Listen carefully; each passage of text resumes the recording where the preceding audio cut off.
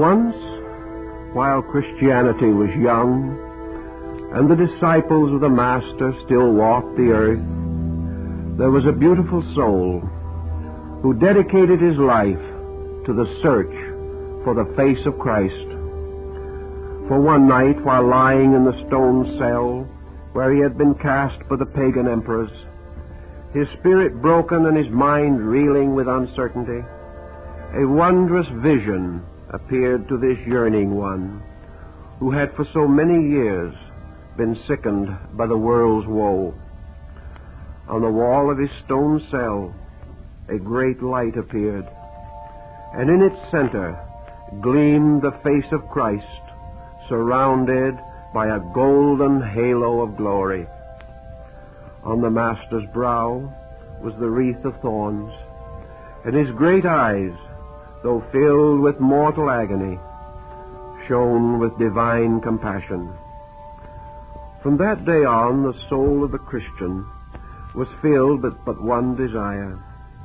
There was but one thing in all the world to live for, but one quest which would form a worthy adventure, and this was to find again the glorious face that had shone from the wall of his cell.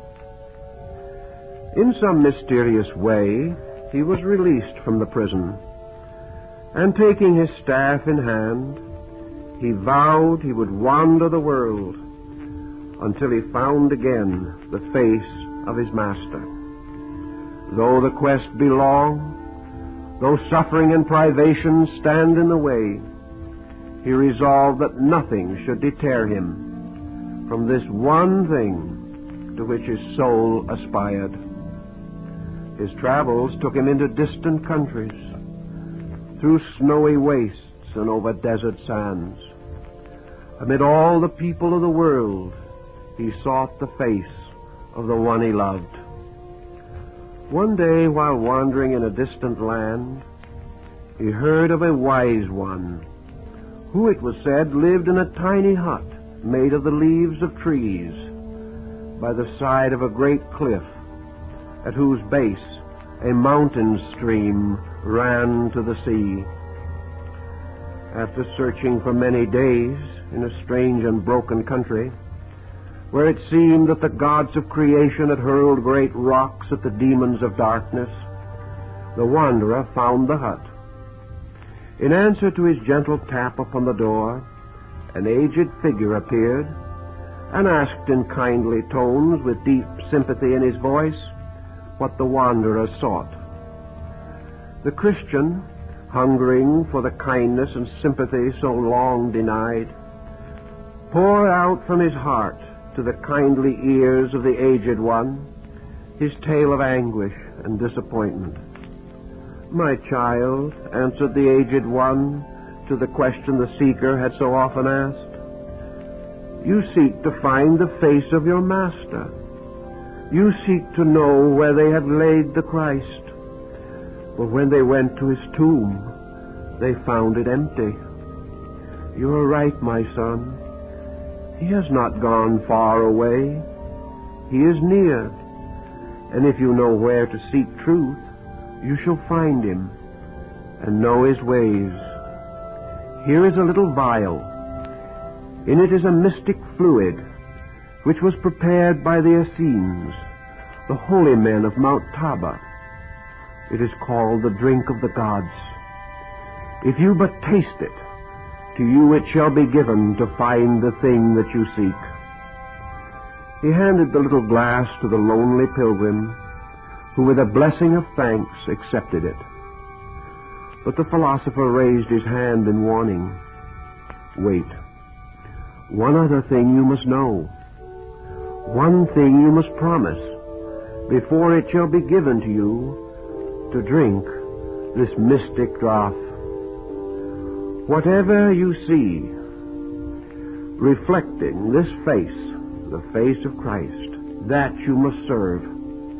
To that you must make some sacrifice, or give something that is precious to you." "That will I gladly," cried the hungry soul, as he bowed to receive the aged philosopher's blessing. Silently he passed out of the hut, bending low at the little doorway. Clasping the precious object close to his heart, he wandered off again into the wilderness. Reaching a quiet spot in a glorious valley, the Christian stopped, and sitting down upon a prostrate tree, took the little vial in his hands and gazed at the wondrous liquid of ever-changing light and color that sparkled in the tiny crystal shrine. Unsealing and opening it, the truth-seeker, with a silent prayer, drained the contents. A strange feeling stole over him, and before his eyes there rose a golden haze of light, which benumbed for an instant every atom of his being. But in a moment the mist cleared, and the mystic gazed around in amazement, not unmixed with terror. As far as he could see in every direction, the world was a gleaming mass of light that seemed to stream out from the center of every living thing, and toward him from all directions there gazed millions of faces, all alike, each one of them the head of his crucified Savior. It seemed that each stick and stone shone forth with the glory of that face.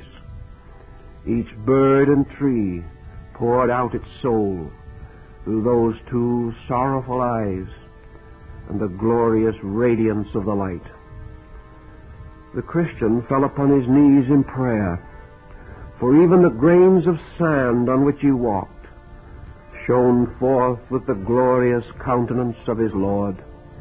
And each time he placed his feet upon the ground, he shuddered, for they fell upon the Master's face. At last a voice told him to rise and go on. As he proceeded, his heart faint within him, he came near to the foot of a monstrous mountain of black granite. Gazing across the lakelet, he saw a wondrous face, more glorious than all the others, shine out from the very side of the mountain. It was the face of Christ, and as he watched, thin streamlets of blood poured down the agonized countenance from beneath the wreath of thorns.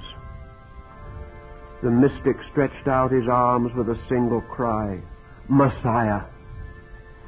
He looked down into the waters which lapped the rocks at his feet, and there, gleaming from his own soul, from his own being reflected in the water, was the face of the Master.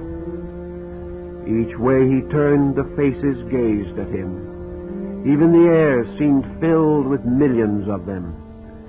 Even in the clouds themselves, this glorious visage, with its divine sadness, gazed steadily at him, imprinting its agony and sorrow in every fiber of his soul.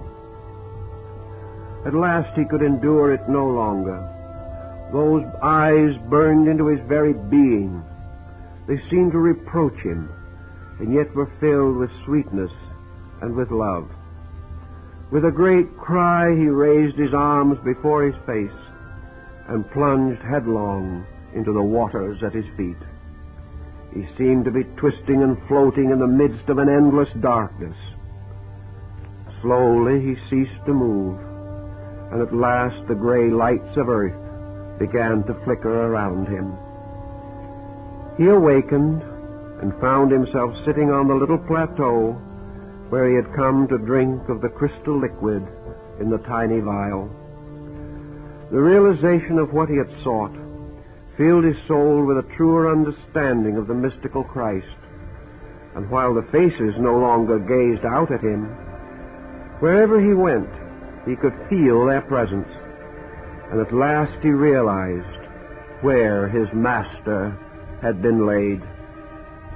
Quickly climbing among the rocks, he sought again the hut of the philosopher to tell him of the wondrous vision he had seen. But the little rustic dwelling of leaves and sticks was gone. No trace of it could he find among the mountains. The little vial had vanished also. All remembrance slowly faded away. All that remained was the face he had sought. The years rolled on, from town to town, from little village to mystic hermitage. The Christian prophet made his way, and to everyone he told the mystery of the Christ as he had seen it. He told of the Last Supper, of how every day it is repeated that men may live. He told of the Christ and the blades of grass, how bird and beast reflect the light of the Master. He told of the spark that shines forth from the souls of men and the glorious faces in the grains of sand. And bowing humbly to each flower and shrub, he told how Christ dies daily that man's glory may increase. So through the years he was beloved of men. He went forth healing the sick, assisting all who suffered, giving words of cheer to those who were heavy laden, not for their sakes alone, and never for his own, but only that the divine hope, that his words of life would bring a smile to that sorrowing face that shone out from every creature that he served. He loved the birds and flowers, and even the wild animals served and honored him, for he loved them all. From beneath the little feathered breasts of the fowls of the air, the Christian saw the Master's face shining out with its wreath of thorns, and even the wolves that howled through the darkness of the night proclaimed the agony of Christ. The years rolled on, and still he served in the name of the Master's face. No longer had he friend or foe. No longer was one man different from another. The only thing he saw in others was that glorious light, crucified by the sin and ignorance of the world. The passing years bent his back.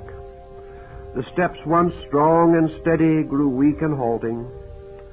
But still the Christian fulfilled his pledge to serve all things in which he had seen the Master's face. He loved the little children and was beloved by them, for in their laughing eyes he saw the sorrowing ones of the Master, and beneath the so-called joys of the world he saw a hungry heart. Amidst the bustling throngs of human beings he beheld the lowly Nazarene, begging kindness from the hands of men. Every ringlet, waving around some glorious face, whispered to this Christian's heart the mystery of the wreath of thorns. The world could not understand the soul of this lonely mystic, yet in spite of his strange ways and stranger words, he was loved of all, who, if they did not comprehend the vision of the seer, still felt in some mysterious way the power and glory of his work. He lived in a tiny cabin fashioned by his own hands out of rough lumber and rougher stones. He blessed even the stones as he tenderly placed them, for from each the eyes of his loved one seemed to shine. One night a voice spoke to him as he lay on his straw-covered cot, saying, "The Master calls you. Go ye to the tops of the distant mountains." The kindly old man rose from his pallet, and taking the staff he used to support his steps through the snow, he started alone in perfect faith into the storm, as he had many times before on his errands of mercy. Unknowing one said that this was his last trip, that the blinding tempest, the darkness, and the treacherous ravines would claim him as their own. But the seer knew otherwise, for though the storm burst among the mountains, and rocks overburdened by the snow were hurled headlong from the heights, the stones refused to fall on one who loved them all so well, and the darkness of the night was lighted by little gleaming sparks, that he might know his way.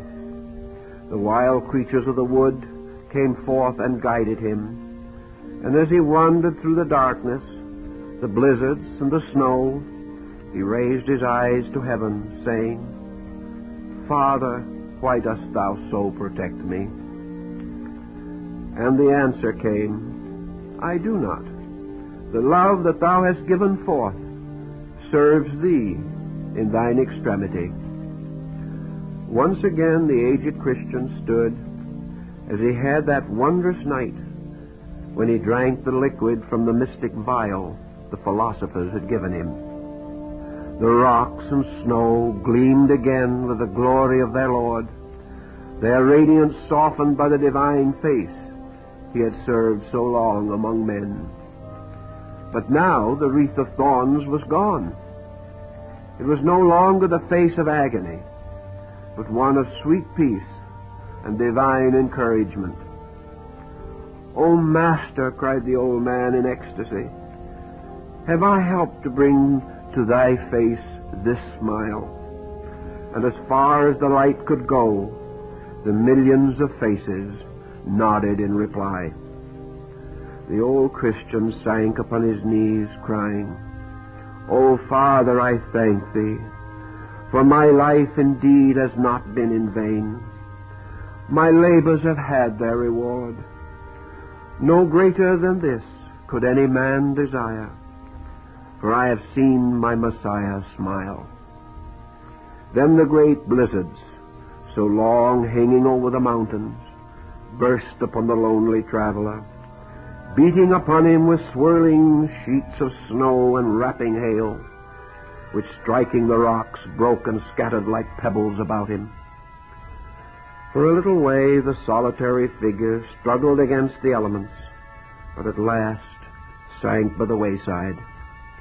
As he gazed out in the falling snowflakes, he clasped his hands in prayer, for each glistening particle had turned into a shining face, and he was being buried, as it were, in a mantle made of the loving eyes of the Master he had served.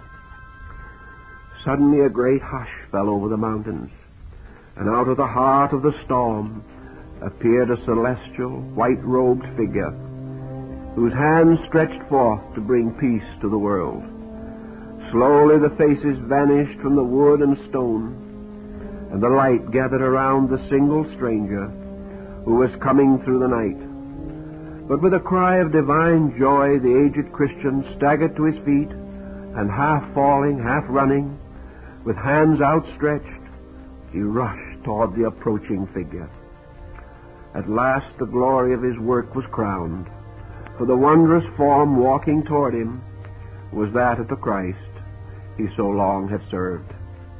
Heeding not the rough stones, he fell on his knees amidst the driving snow before the Christ, and clasping the hem of his raiment, kissed it. Without a word, the glorious figure stooped, and lifting in his arms the form broken with age, as though it had been but a child, he carried it slowly away over the mountains and the valleys into the very skies themselves. The wanderer had come home. He lay down in his Father's house to sleep, conscious of the great compassion which he knew reached out to all creation. As he closed his eyes, he saw that the Master he had loved so well was still regarding him with divine tenderness. The next day, when the storm had abated, the people of the village went out to search for the mystic they had loved, for they had followed his footsteps and knew that he lay somewhere in the wilderness of snow. They found his staff and the little package of herbs that he carried, but of him there was no sign.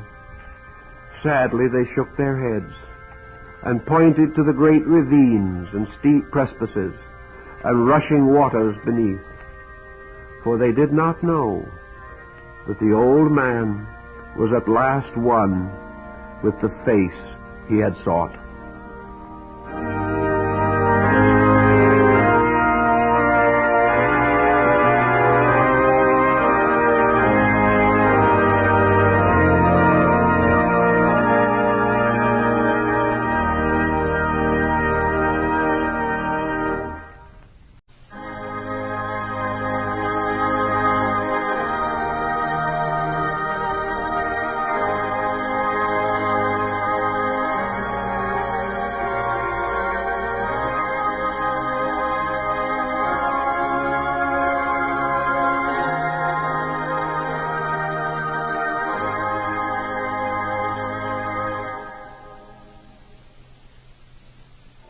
Once there was an alchemist who sought among the mysteries of nature and of science to find the elixir of life and the philosopher's stone. In order that his labors might not be disturbed, this mystic chemist withdrew from the world of men to a cave far in the side of a hill, and there he built a laboratory and brought ancient and rare books for his library. He equipped it with all the apparatus of the chemist, with burners and flasks and many strange and weird instruments. Here for many years he labored with chemicals, herbs, and simples, seeking to find the secret of perpetual youth, and in his own narrow yet earnest way to discover the lost blessing of mankind, the panacea, the balm of Gilead, promised by the sacred writings of old. For over 40 years he plied his task in the laboratory, pulverizing herbs and metals, seeking from the depths of the earth to the furthermost corners of the sky for the answer to his great problem. Many amazing and masterly discoveries were filed away in his diary. Many learned secrets he gleaned from his experiments, many surprising truths from his studies. But the master secret of alchemy, the crowning achievement, continued to elude him. With all his studies and his labors, he was forced to admit that he had not found the answer to the mystery of mysteries. One day, as he sat in his laboratory, dejected and disconsolate, there flashed across his mind an entirely new thought. Could it be that he was not searching where the light was?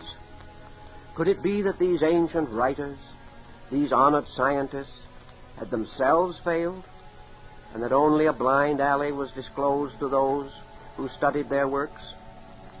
It was a thought that almost overwhelmed his heart. He sat dazed in his chair. His head fell upon his arms, which rested on the table, and a heart long pent up gave way to sorrow. At any rate, I have failed, he mused. Either those who wrote knew not the secret, or else I have not read aright the meaning of their words. The things I seek I cannot find. The truths that I would know elude me like the will-o'-the-wisp. The power of those masters in whose footsteps I would tread, and whose truths I would penetrate, have not been revealed to me, either by the words of my brothers or by my own searching.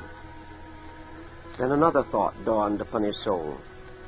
He laid aside his books, closed the numberless closets with their vials and retorts, and sitting down again in his great chair, bowed his head in prayer, and asked like a child the way that he should tread. He called upon the names of the great ones who had gone before. He asked that the mystic alchemists of old should guide his footsteps, that he might learn the truths that would serve his fellow men. Suddenly, as he sat there, a voice spoke to him. "Brother, what do you seek?" The old alchemist started in amazement and turned in his chair, for he knew of none who could have guessed the secret of that hidden cave, or who could have entered so silently that his reveries had not been disturbed. A tall, slender man, with dark eyes and broad, noble forehead, stood behind him, draped from head to foot in a mysterious cape of indigo. The stranger parted the cloak, and his long, slim hands drew back its folds. "Who are you?" demanded the alchemist in surprise. "Who thus comes to break my solitude?" "I am that I am," answered the stranger. "Know you not that words mean nothing, that names are but terms for forms? But what I am and what I mean to you is all important. You may call me the brother of the Blue Cape. You do not know me, but I know you. For many years you have labored in this cave, seeking the true answer to the riddle of life and the solution of the mystery of being. Many times I have assisted you, but you could not know this, for until you called me, I could not come. You have sought in all the world of natural things, with book and chemical, with telescope, crucible, and retort. Though you have studied long, you have not learned the mysteries of the alchemist. You have sought to glean from the sages of old their sacred truths, but you have failed in all your attempts. For while you have learned many things, you know little more of the deeper secrets than when you started. There are those in this world, however, in whose souls the alchemist lives eternal, and who carry within the locket of their own hearts the secret of the lost panacea, in whose innermost being still flows the elixir of life, and who know the secret of the furnace in which the philosopher's stone is made.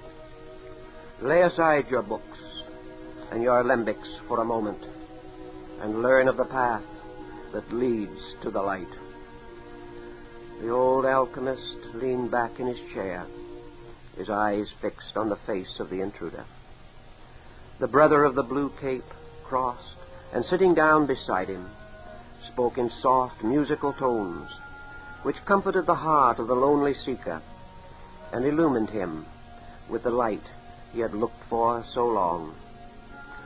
"Know you, brother," said the mystic, "that all the secrets of alchemy are concealed within the folds of this cape of blue. It is not merely a stone that you seek, nor a liquid to fill your vials, but the true quest of the alchemist is for the indigo cape. In the universe about us, behold how the Father enfolds within the blue cape of heaven all his children. Behold how the masters gather under the folds of their garments and under the protection of their cloaks the hearts of men. Know you that alchemy is that process in man which shapes this cape, and only those who wear this mystic raiment may claim to know the formulae of alchemy. All the powers of the universe wear these wondrous cloaks of many colors, for indigo is made of all the tones. In life, these hues are called compassion, purity, and service. It is beneath the cape, which is called compassion, that the servants of the Father gather his wayward children. They labor in the Father's name, for the blue of the sky is but a vast cloak, which he winds lovingly about creation. It is this cloak which each must weave as a living vesture that brings with it completion the realization of truth. All the masters wear capes. Their very lives are cloaks, for their hearts are so great that they seek to enfold all living things within the glory of their love. These capes are the garments of protection. They are indeed the cloaks of wisdom, more precious than any earthly garment. But these capes are broad. They have many folds. Those who seek the truth must learn that the stone of the philosopher is always concealed somewhere within the blue cloak of initiation. Each truth that is woven into the living garment of the soul brings with it a great advancement, a more complete revelation of spiritual consciousness. There are thousands laboring with mankind who are not of mankind, who, like the spirits of Venus and of Jupiter, are bound to the earth by the needs of its children. There are many active here who long for freedom to do greater things. Noble souls from worlds unknown are chained to earth by the ignorance of man. The eldest of the brothers are forced continually to perform the labors that man should do. The masters must come from their cosmic tasks to adjust the difficulties of the ignorant. They must gather the wayward souls under the protective folds of their vast mantles. These cloaks are woven of the life of truth, of knowledge, and of power. Each time a soul is found in the world of men, who will take upon itself the sorrows of the world, who labors that others may have more light, who learns the things worthwhile and becomes strong enough to carry the burdens of humanity. When such an one is found, the Master takes off his own mantle and places it upon the shoulders of his disciple. The Master is then free to advance to greater works, to don a more ample and more burdensome garment. In the days that are to come, the children of earth must bear the responsibilities beneath which now the gods are bowed. The powers of light are searching for those who will wear their garments, whose souls are great enough to be the capes of blue, wide-spreading enough to gather earth's weakest ones beneath their folds. The old alchemist's eyes were closed, and he heard the words as in a dream. But suddenly a great flood of light descended into his being. He saw the things so long hidden. The truth so long concealed streamed into his aspiring soul. "I have found it," he cried. "I have found the Philosopher's Stone. I see its light radiating from the depth of my own soul.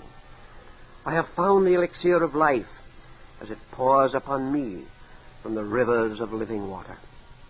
I feel the balm of Gilead as drop by drop it falls from my wounded heart.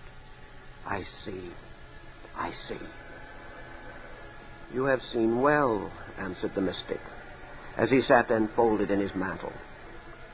"For know that out of your own being flows the lost panacea for the world's woe. The kindly action, the soft touch, the smile in the moments of sorrow, these make up the elixir of life to your fellow men. The Philosopher's Stone shines in resplendent glory from the one who has lived the life and learned to know the doctrine, while the balm of Gilead is in truth the loving word in the moment of sorrow, the selfless compassion in the hour of need. Your quest is over, brother.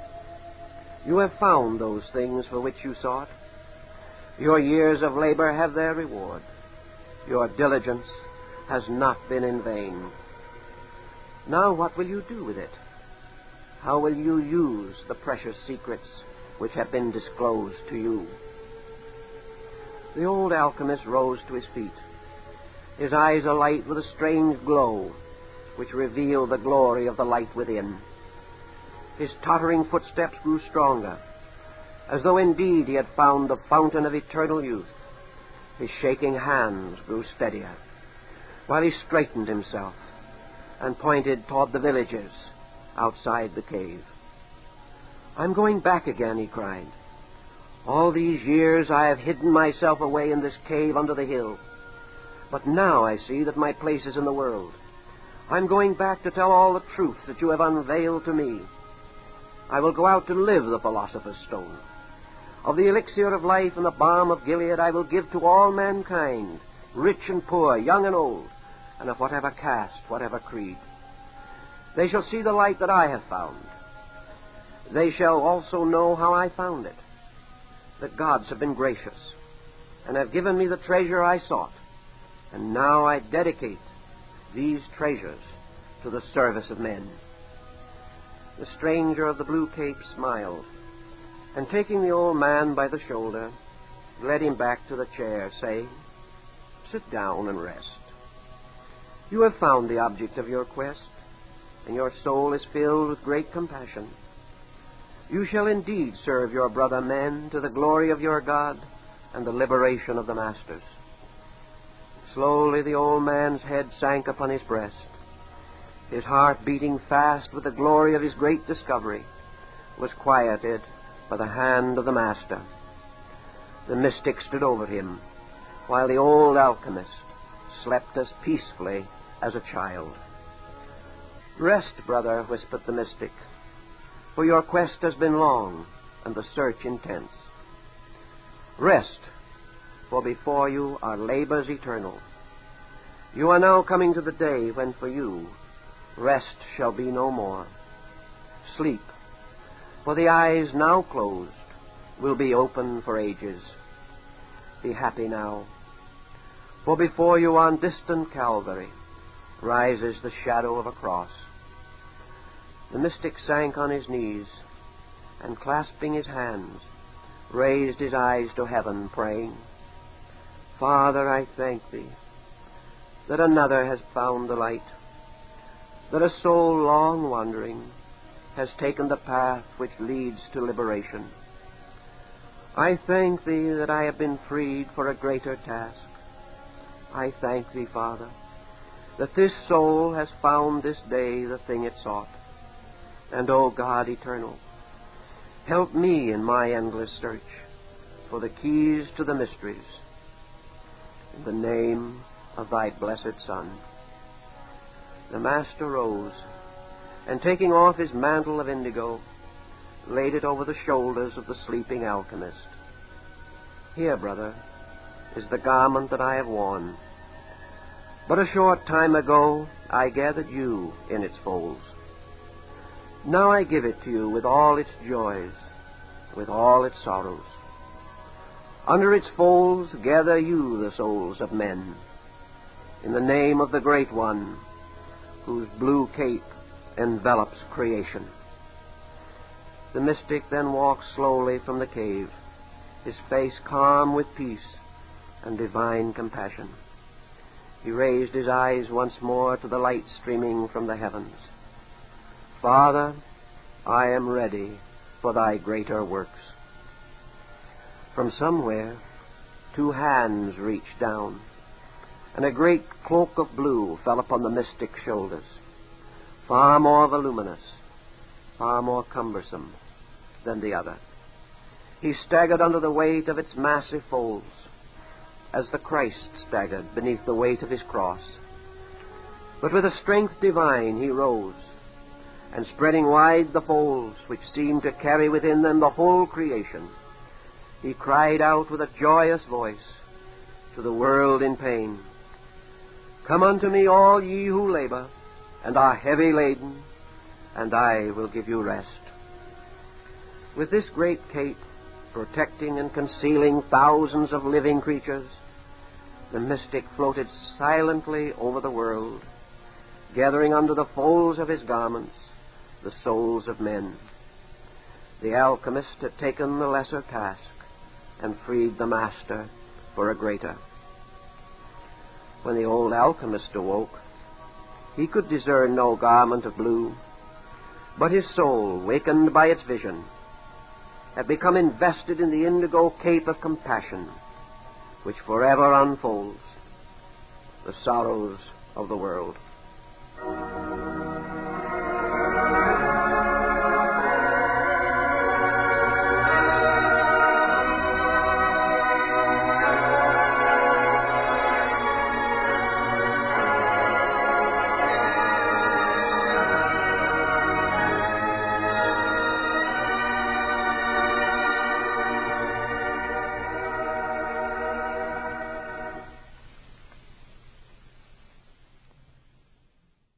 Snowy wastes and over desert sands.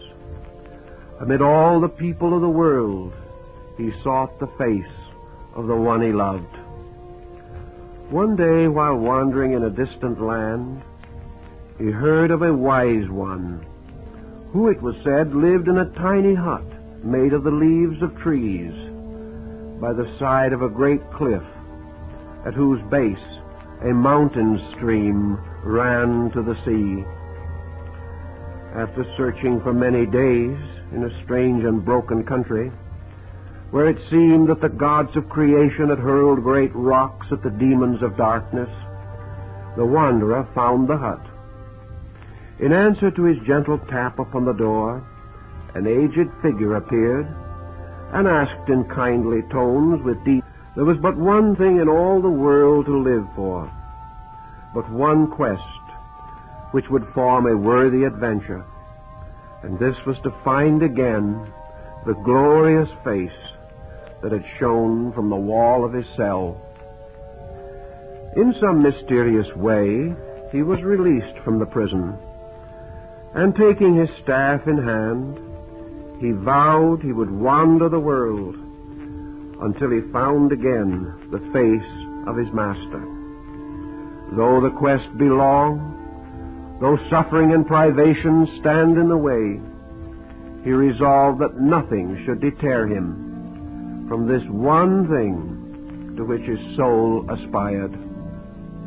His travels took him into distant countries, through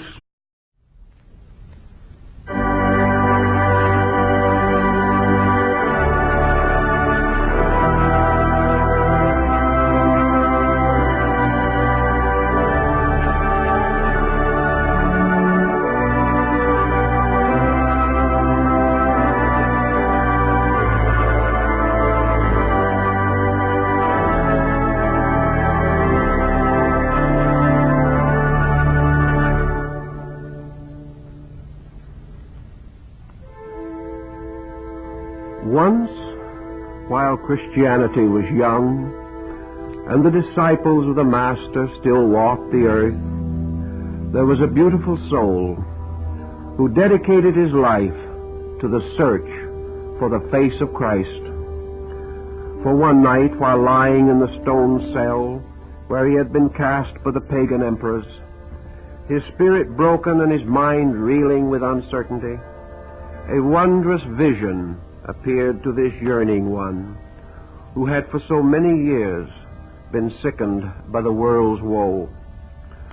On the wall of his stone cell a great light appeared, and in its center gleamed the face of Christ, surrounded by a golden halo of glory. On the Master's brow was the wreath of thorns, and his great eyes, though filled with mortal agony, shone with divine compassion. From that day on, the soul of the Christian was filled with but one desire: sympathy in his voice, what the wanderer sought. The Christian, hungering for the kindness and sympathy so long denied, poured out from his heart to the kindly ears of the aged one his tale of anguish and disappointment. "My child," answered the aged one to the question the seeker had so often asked, "you seek to find the face of your Master. You seek to know where they have laid the Christ. But when they went to his tomb, they found it empty. You are right, my son. He has not gone far away. He is near. And if you know where to seek truth, you shall find him.